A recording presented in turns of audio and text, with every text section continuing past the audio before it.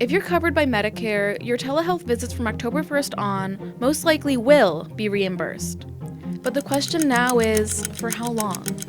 Congress missed its September 30th deadline to extend telehealth flexibilities before the 2025 government shutdown. These flexibilities broadened Medicare coverage for telehealth, allowing visits from home, more populated areas, and qualified a wider array of providers to offer telehealth. These flexibilities were put in place during the pandemic and were set to end along with the public health emergency in 2023. There was then pushback to extend these waivers, but when lawmakers missed the most recent deadline, those flexibilities reverted back to pre-pandemic restrictions.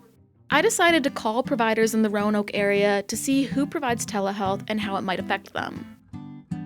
But I didn't get much out of it. We do not do telehealth. I don't do that much telehealth, actually. Of the clinics I reached, only 2 I was able to speak to a person, and they either didn't offer telehealth or offered it minimally. It didn't even let me leave a message. Dang.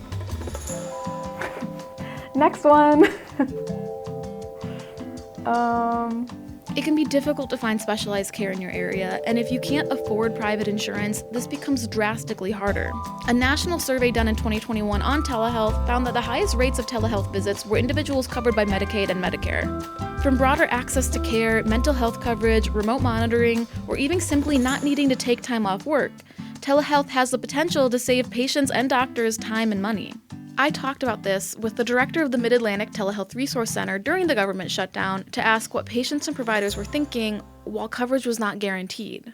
Really weigh the risks, right? If I have to drive, an hour and a half for a visit, how much am I paying for gas? How much am I kind of saving with the telehealth visit? And is that going to be worth it even if I don't get reimbursed? And the providers are doing the same thing. Do I keep offering telehealth to my patients knowing that I might not get reimbursed and then I have to bill the patient?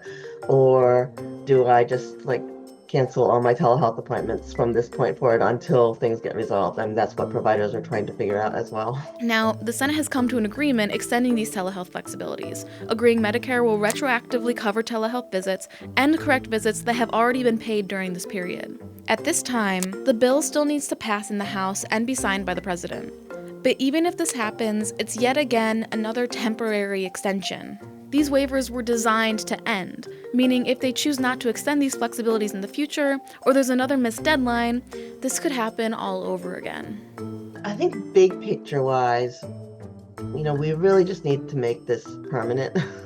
And there are bills in Congress to do this. So the big piece is congressional reps need to hear from patients. They need to hear from providers. They really need to understand how important this is and the impact it's having on them.